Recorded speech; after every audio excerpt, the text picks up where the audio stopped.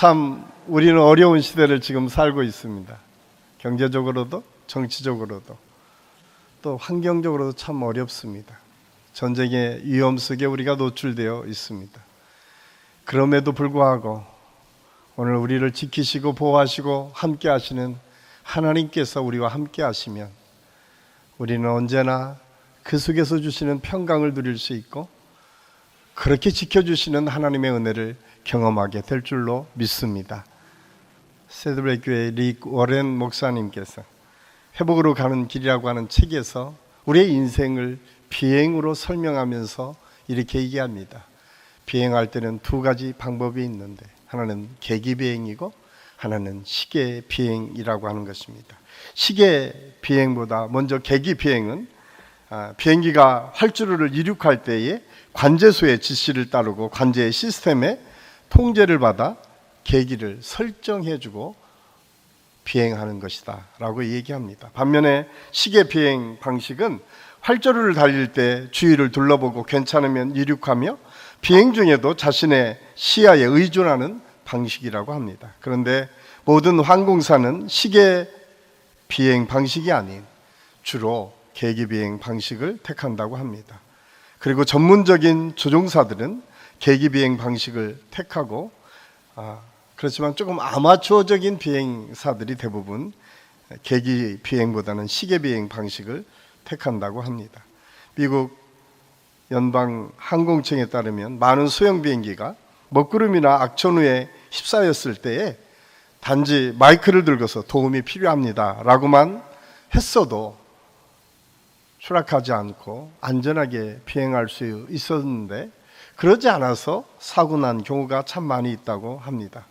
그런데 조종사들은 보통 그렇게 하지 않는다는 거예요. 내가 누군가에게서 도움을 청하기를 별로 신뢰하지 않고 오히려 자기가 보여지는 것이 전부인 거라고 생각하는 경우가 많이 있다고 합니다.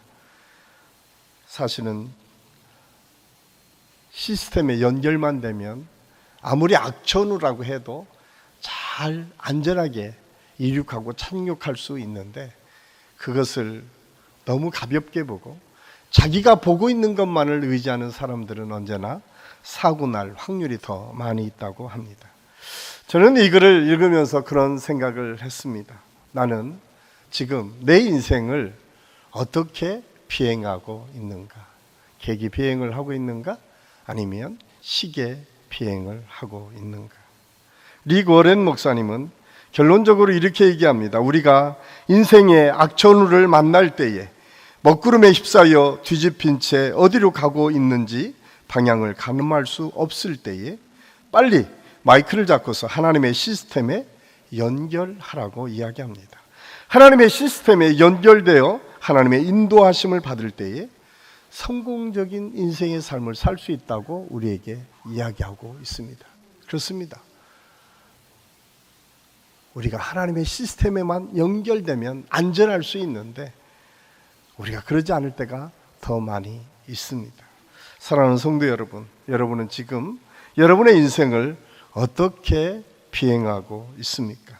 여러분이 지금 생각하고 판단하고 있는 그리고 보이는 대로 혹시 살고 있지는 않습니까? 아니 너무 막막하고 힘든데 어찌할 줄 모르겠는데 여전히 악전고투하며 내가 어떻게 내 삶의 비행을 마무리할까를 고민하며 살고 있지는 않습니까?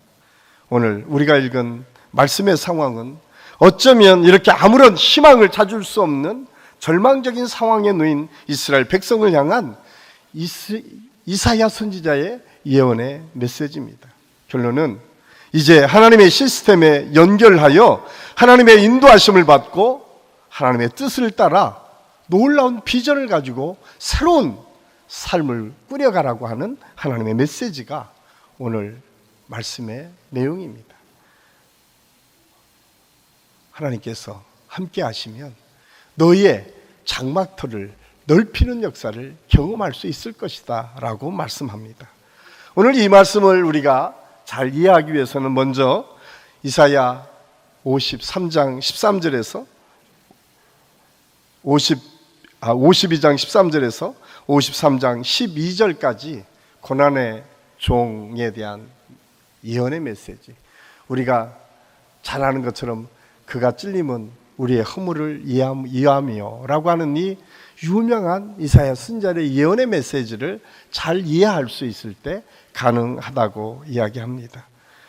그 내용은 하나님께서 온 인류를 구원하시기 위해서 메시아를 보내주시고 그분이 우리의 모든 죄를 짊어지시고 구원의 역사를 이루실 것을 말하는 내용입니다. 그분이 바로 예수 그리스도이십니다. 예수 그리스도를 통해서 구원의 역사가 이루어지게 되면 나타날 놀라운 새로운 역사가 바로 구원받은 사람들이 많아질 것이라고 하는 예언의 메시지입니다. 그래서 구원받은 사람들이 거할 장막터를 넓혀서 하나님의 나라가 확장되는 것을 준비하라고 말씀하고 있습니다.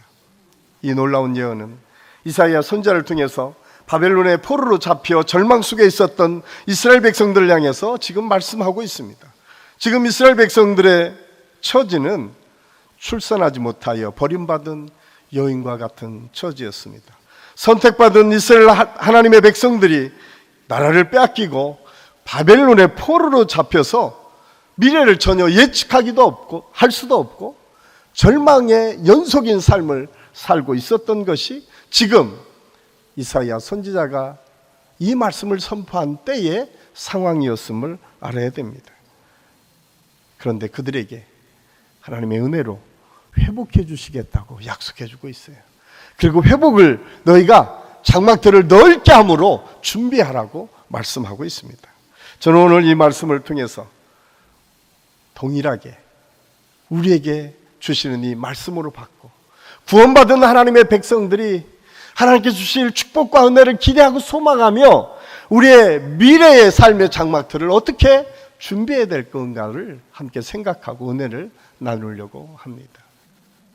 오늘 말씀을 자세히 읽어보면 가장 먼저 하나님의 말씀에 붙잡힐 때에 하나님의 장막터가 더 넓어질 수 있다고 하는 사실을 우리에게 말씀해주고 있습니다.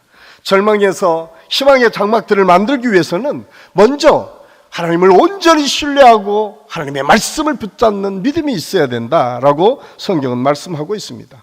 이사야 54장 1절을 보면 잉태하지 못하며 출산하지 못한 너는 노래할지어다.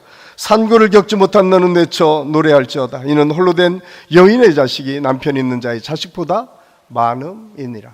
그리고 결론적으로 그렇게 말씀합니다. 이 말은 이사야 선지자의 말이 아니라 하나님 여호와 말씀이니라 라고 결론을 맺습니다. 하나님은 잉태하지 못하고 출산하지 못한 사람들을 향해서 노래하라고 말씀합니다. 아이를 낳지 않아서 산고의 고통을 경험하지도 못한 사람들을 향해서 오히려 크게 외치며 노래하라고 말씀합니다. 그 이유가 무엇입니까? 앞으로 남편 있는 자의 자식들보다 너의 자식이 더 많을 것이며 너가 생각하는 것보다 훨씬 더 사람들이 많은 축복을 하나님께서 예비하고 있음을 말씀하면서 결론적으로 이것은 이사야 선지자의 말이 아니라 만군의 주, 지금도 살아서 이 온 우주 만물을 이끌어 가시는 여호와 하나님의 말씀이다라고 말씀합니다. 그렇습니다.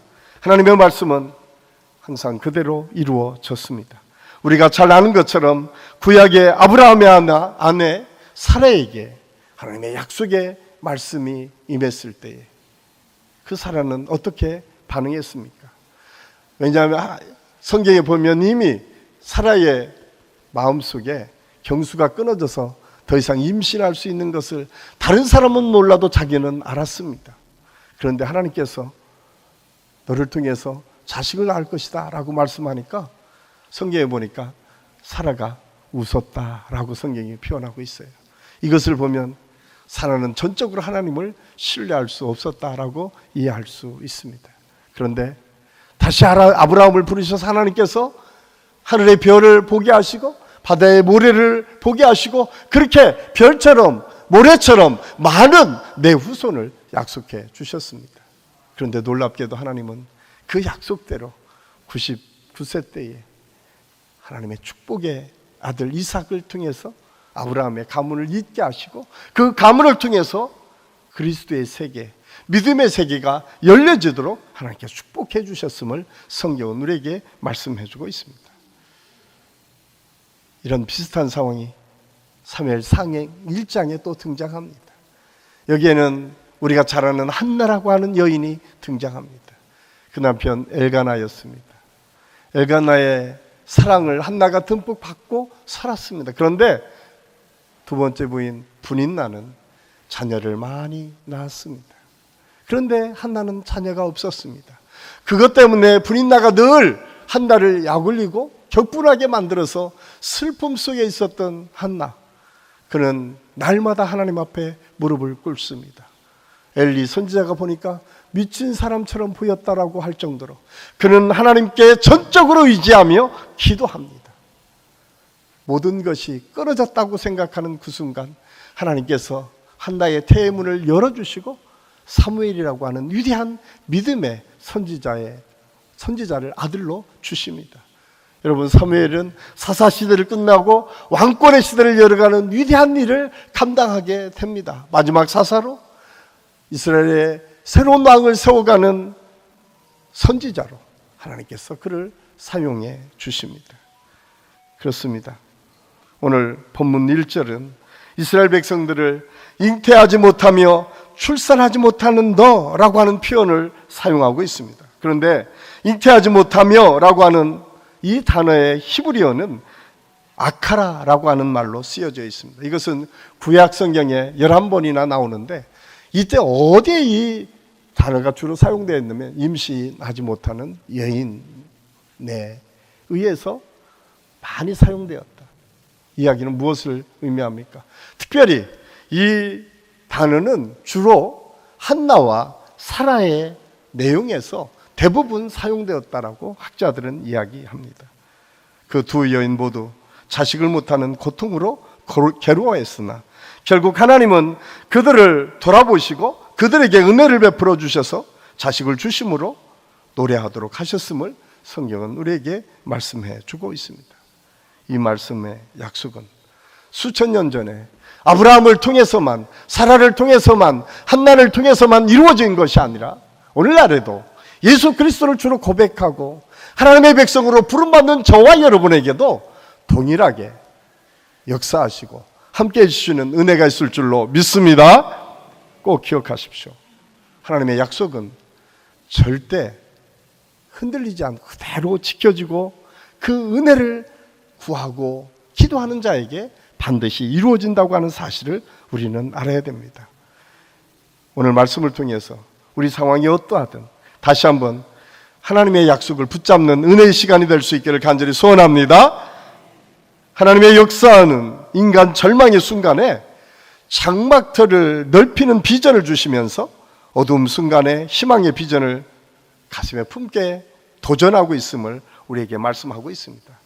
인생에서 배신과 힘든 상황, 인간관계의 어려움, 절망의 상황 가운데 하나님의 소망을 두고 새로운 장막터를 기대하고 소망하며 나아가는 사람에게 하나님께서는 반드시 그 은혜대로, 그 비전대로 이루어 주실 줄로 믿습니다. 그러기 위해서 우리에게는 장막터를 준비해야 됩니다. 장막터는 그냥 생기는 것이 아니라 비전을 가지고 살아갈 때에 가능합니다. 오늘 2절과 3절 말씀에 보면 내 장막터를 넓히며 내 저소의 휘장을 아끼지 말고 널리 펴되 너의 줄을 길게 하며 너의 말뚝을 견고히 할지어다. 이는 내가 좌우로 퍼지며 내 자손은 열방을 얻으며 황폐한 성읍들을 사람 살 곳이 되게 할 것입니다. 너희들을 통해서 새롭게 하나님의 축복의 자손으로 하나님께서 주실 텐데 그 수가 많아질 뿐만 아니라 그 사람들이 가는 곳곳마다 살아나는 역사가 있을 것이다. 황폐한 곳이 다시 세워지는 하나님의 역사가 있을 것이다. 저는 우리 한신교회 모든 성도들에게 여러분의 가정과 여러분의 자녀들을 통해서 이런 하나님의 역사가 이루어질 수 있기를 예수님의 이름으로 간절히 축원합니다. 이사야는 하나님의 백성이 살 곳을 장막으로 표현하고 있습니다. 바벨론 포로에서 돌아와 번성하게 될 이스라엘 백성들이 거주할 장막을 넓게 만들라고 오늘 말씀하고 있습니다. 이 장막은 신약에 와서는 영원히 무너지지 않는 하나님의 성, 교회를 의미하기도 하고 또 하나님께 주시는, 책임져 주시는 믿음의 가정을 의미하기도 합니다. 예수 그리스도를 통해서 구원받은 사람들이 많아질 것을 예언한 말씀이기도 합니다. 저는 오늘 이 말씀을 준비하면서 2절 3절을 자세히 보면 그냥 말로 쓰여진 것 같은데 한 장의 그림을 보는 것과 같이 그림이 그려지지 않습니까? 말뚝을 받고 시장을 넓게 펴서 큰 장막을 만드는 비전을 품는 것. 그래서 피터 허시라고 하는 사람은 성공을 디자인하라라고 하는 책에서 그렇게 이야기합니다. 너희의 그림을, 아름다운 목표를 설정하는 사람들에게 성공하는 역사가 있다라고 이야기하고 있습니다. 저는 오늘 이 말씀을 통해서 우리 모든 성도들이 이 말씀 속에 우리에게 주시는 지혜를 가지고 우리의 미래를 하나님께 주시는 은혜의 장막터로 잘 세워갈 수 있는 그림을 그리는 은혜의 시간이 될 수 있기를 예수님의 이름을 간절히 축원합니다. 미래를 준비하는 성도는 끊임없이 마음과 생각의 폭이 넓어야 됩니다. 사람은 꿈꾸고 생각하는 것에 따라 달라집니다.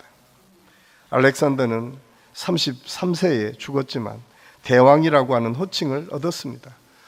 그는 스승 아리스토텔레스의 헬라 문화의 철학을 배우면서 그 문화에 감탄해서 자기가 헬라 문학을 전 세계로 전파하겠다는 생각을 가지고 이 세계를 지배하며 나아갑니다.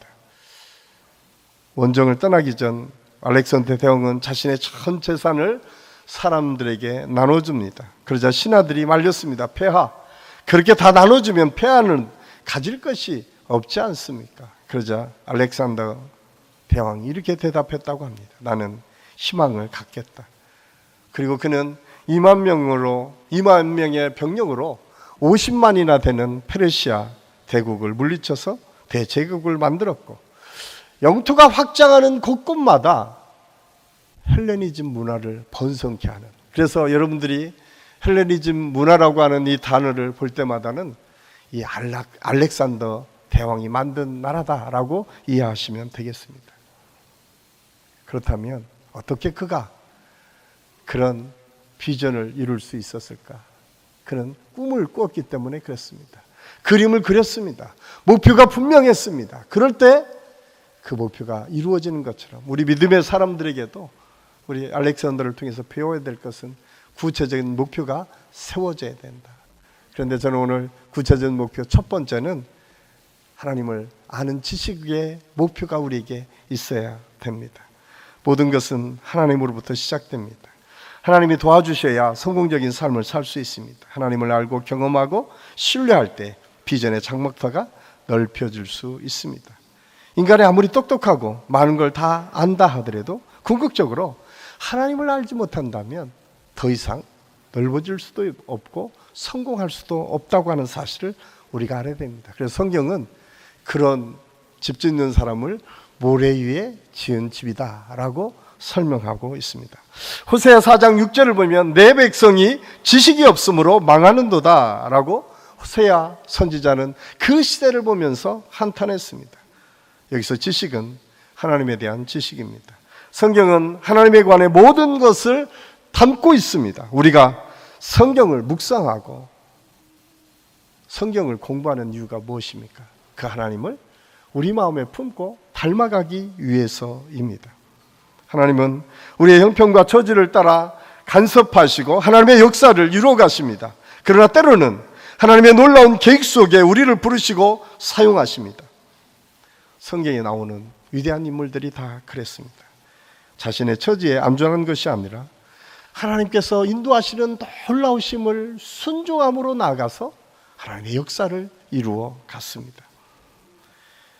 이처럼 상황에 따라 하나님을 다르게 받아들일 수 있지만 다만 분명한 사실은 우리 하나님은 우리가 당장 처한 상황에 생각하는 것보다 훨씬 더 크고 훨씬 더 넓은 계획을 우리에게 갖고 계시다고 하는 사실을 우리가 알아야 합니다.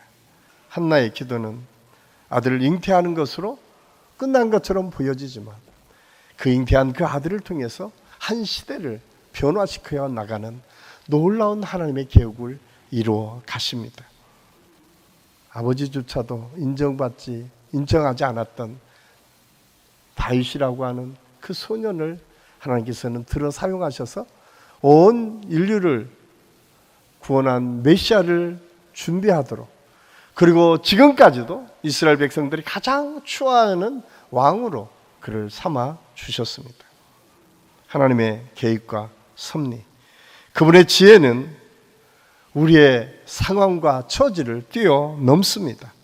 우리가 하나님을 아는 지식을 쌓아 하나님의 위대하심을 알 때 우리가 훨씬 더 넓은 장막들을 소유할 수 있습니다.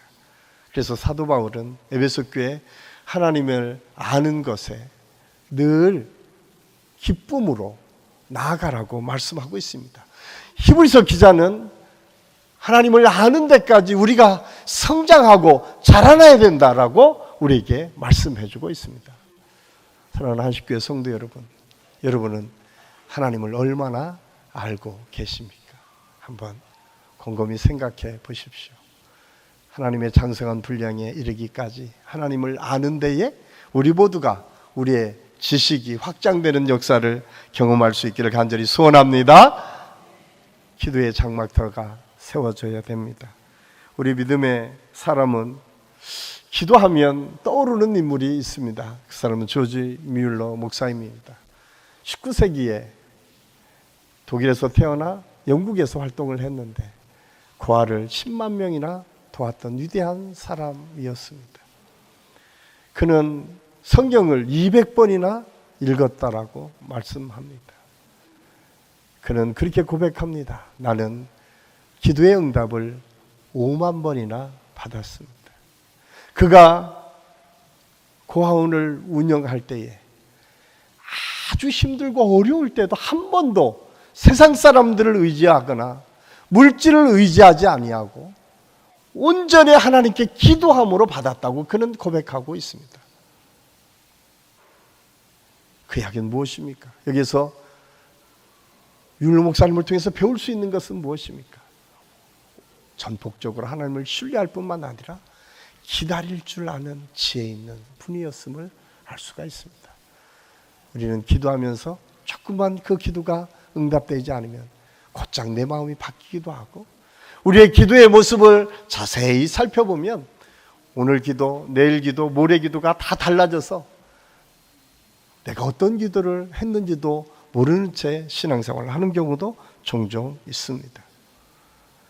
그런데 오늘 조지 뮬러 목사님처럼 하나님의 은혜를 구하고 그 기도가 이루어질 때까지 기도하며 인내하며 기다릴 때에 하나님께서는 반드시 그 기도를 응답해 주실 줄로 믿습니다. 꼭 기억하십시오. 기도는 능력의 역사를 이룹니다. 그래서 마가복음 9장 23절 말씀에 보면 귀신을 쫓아내는 놀라운 역사를 이루면서 예수님께서 그렇게 말씀합니다. 할 수 있거든이 무슨 말이냐? 믿는 자들에게는 능치 못할 일이 없느니라. 그 이유가 무엇입니까? 기도하는 사람에게 그런 하나님의 역사가 있음을 말씀하고 있습니다. 그런데 제자들이 어떻게 해보려고 하다가 실패합니다. 그러자 제자들이 묻습니다. 왜 우리는 이런 귀신이 쫓아다니는 역사를 경험할 수 없습니다. 그때 예수님께서 기도 외에는 이런 종류의 능력의 역사가 나타나지 않는다라고 마가복음 9장 29절에 말씀하고 있습니다. 기도는 만사를 변화시킵니다. 기도의 내용이 기도의 크기에 따라서 우리의 마음도 넓어질 수 있고 우리의 믿음의 크기도 커질 수 있습니다. 저는 우리 한식교 모든 성도들이 내 앞에 있는 것만을 구하지 말고 하나님의 뜻을 구할 수 있는 지혜가 있기를 간절히 소원합니다. 시편 2장 8절은 내게 구하라 내가 열방을 유업으로 주리니 내 소유가 땅끝까지 이르리로다. 하나님은 그렇게 말씀합니다. 너희가 기도하는 대로, 오늘 성경이 그것을 말씀해요. 너희의 지경을 넓게 해라. 그래서 야베스는 지경을 넓게 해달라고 기도했을 때에 지경이 넓어지는 하나님의 역사를 경험했습니다. 고든 맥도널드 목사님은 그렇게 얘기합니다. 그대는 기도 후에 기도하는 일보다 더 큰 일을 할 수 있다. 그러나 기도하기까지는 결코 기도하는 일보다 더 큰 일을 할 수 없다. 내가 기도하는 대로 더 큰 일을 할 수도 있고 그렇지 않을 수 있다라고 하는 이야기입니다. 여러분, 우리가 금용대교회에 우리가 함께 기도하고 있는데 말은 어렵다고 하는데, 말은 문제가 많다고 하는데 기도하는 시간은 우리가 드리지 않는다면 우리의 크기는 좁아질 수밖에 없고, 우리의 삶의 내용은, 미래는 예측하기 어려운 시대로 던져질 수밖에 없음을 깨닫고, 우리 모든 성도들이 언제나 기도하는 믿음의 역사를 이룰 수 있기를 간절히 소원합니다. 세 번째로 믿음의 장막터를 넓히라고 말씀하고 있습니다. 믿음은 우리의 방향을 결정합니다. 두 배가 도시 어디로 향하느냐에 따라서 그 결과가 달라지는 것 같이 우리의 믿음이 어떤 방향을 가지느냐에 따라서 우리의 인생도 달라질 수 있습니다. 예수님께서는 때로 제자들을 향해서 믿음이 적다고 책망하셨습니다. 마태복음 16장 8절을 보면 당장 먹을 것을 구하는 제자들을 향해서 너희가 오병이어의 기적, 그 기적을 보고도 왜 믿음을 갖지 않느냐고 책망하시는 장면을 성경은 말씀해 주고 있습니다. 저는 우리 한식교회 모든 성도들이 믿음을 더 크게 갖고 성장시켜서 우리 모든 성도들이 하나님께서 주시는 은혜를 통해서 우리의 삶이 더 풍성해지는 역사를 경험할 수 있기를 간절히 소원합니다. 요한일서 5장 4절 말씀에 보면 대저 하나님께로 난 자마다 세상을 이기었느니라. 세상을 이긴 이김은 이것이니 우리의 믿음이다 라고 말씀하고 있습니다. 우리의 믿음이 세상을 이겼다. 예수님께서 요한복음 16장 33절 말씀을 통해서 내가 세상을 이겼다고 이미 선언하시고 그 이기는 믿음을 우리에게 허락해 주셨습니다. 저는 이 믿음 속에 우리의 삶을 바라보고 이 믿음을 통해서 우리의 장막터를 넓혀가는 은혜가 있기를 예수님의 이름으로 간절히 축원합니다. 마지막으로 장막터를 넓히기 위해서는 말뚝을 견고히 하라고 말씀하고 있습니다. 여러분은 오늘 이 말씀을 읽으면서 여러분의 출발이 어디서부터 출발되었는지 한번 생각해 보세요. 많은 분들이 이 말씀을 읽으면 가장 먼저 생각나는 것이 장막터를 넓히는 것이에요. 잘 살고 더 많아지는 것이에요. 또한 곳곳에 하나님의 능력을 통해서 황폐한 것이 살아나는 것이었어요. 그런데 여러분, 정말 그런가요? 오늘 이 출발은 엄연하게 잉태하지도 못하고 출산한 경험도 없는 사람들이 이 출발점이라고 하는 사실을 우리는 잊어서는 안 됩니다. 필립 얀시의 책 내 안에 하나님이 없다라고 하는 책을 읽어보면 그는 그런 고백을 합니다. 과연 내 안에 하나님이 계신가? 한번 생각해 보십시오. 여러분이 지금 이 말씀을 들으면서 하나님께서 내 안에 정말 존재한다고 생각하십니까? 여러분의 삶을 한번 되돌아보면서 여러분이 순간순간 사시면서 얼마나 많은 시간을 하나님과 동행하셨습니까? 혹시 우리는 예배드릴 때는 하나님과 함께 있는 것처럼 여겨지지만 성전을 나가는 순간 하나님을 다 잊어버리며 살고 있지는 않습니까? 한번 곰곰이 생각해 보십시오. 여러분이 판단하고 결정하는 모든 것에 하나님의 기준이 과연 있습니까? 저는 이 말씀을 준비하면서 저 스스로도 거기에 자유롭지 않음을 솔직히 고백할 수밖에 없었습니다. 중요한 것은 오늘 출발은 잉태하지 못하는 그 아픔과 고통, 그것에서부터 출발한다고 하는 사실을 우리는 잊어서는 안 됩니다. 여기에 갈망이 필요합니다. 열망이 필요합니다. 하나님의 임재하심이 필요하다라고 하는 절실함이 과연 우리에게 있는가? 우리는 적당히 타협하며 신앙생활을 하고 있지 않은가? 오늘 이사야 선지자는 그렇게 말씀합니다. 말뚝을 견고히 박지 않으면 아무리 넓은 휘장이라도 다 날아가 버릴 수밖에 없다고 하는 사실을 우리는 알아야 합니다. 여러분의 믿음의 말뚝은 얼마나 견고하십니까? 한번 곰곰이 생각해 보십시오. 저는 우리 한식교회 모든 성도들이 이 말씀을 묵상하면서 주님, 내게 하나님을 간구하는 그 열망이 있습니까? 하나님께서 나와 함께 해주셔야만 내가 된다라고 하는 절실함이 내게 있습니까? 한번 곰곰이 생각해 보시기를 바랍니다. 하나님께서는 모세를 부르시고 그렇게 말씀하십니다. 모세야, 이스라엘 백성들을 네가 가서 구원해라. 바로에 가서 하나님의 말씀을 증거해라. 그런데 그 시작은 어떻게 시작하셨습니까? 내 손에 든 것이 무엇이냐? 지팡이니이다. 그렇습니다. 모세가 하나님 앞에 나갔을 때에 수많은 군대를 끌고 나간 것도 아닙니다. 위대한 능력에 힘이 센 장수로 나간 것도 아닙니다. 80세의 노인, 손에 들린 것은 지팡이 하나뿐이었습니다. 그런데 하나님은 그 지팡이를 들고 하나님의 말씀을 따라 순종하며 나가라고 명령하십니다. 그때 하나님의 기적의 역사가 일어났습니다. 지팡이를 던질 때 변화되는 역사를 경험하게 됩니다. 지팡이를 내리칠 때에 홍해가 갈라지는 역사가 있습니다.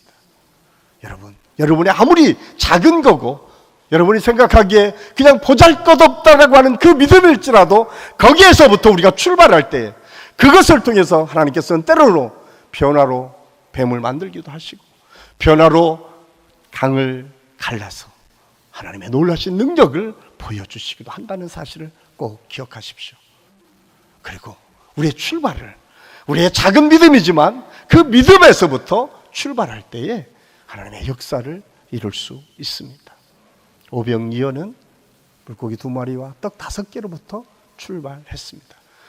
열왕기하 4장에 보면 엘리사가 과부의 자녀들에게 축복해 주는 장면이 있는데 기름 한 병을 통해서 있는 것을 다 가져온 다음에 믿음으로 부었을 때 그것이 채워지는 역사를 경험했습니다. 우리가 장막틀을 넓게 갖는다라고 하는 것, 넓을 때만 관심 갖지 마시고 내 믿음이 견고하게 어디에 세워졌는지를 먼저 살펴보시고 내가 어떻게 내 장막틀을 넓힐까를 고민하고 나갈 때 하나님께서는 그것을 통해서 하나님의 역사를 이루실 줄로 믿습니다. 중요한 것은 우리가 무엇을 가졌는지, 얼마나 가졌는지, 얼마나 대단한 것인지 그게 중요하지 않습니다.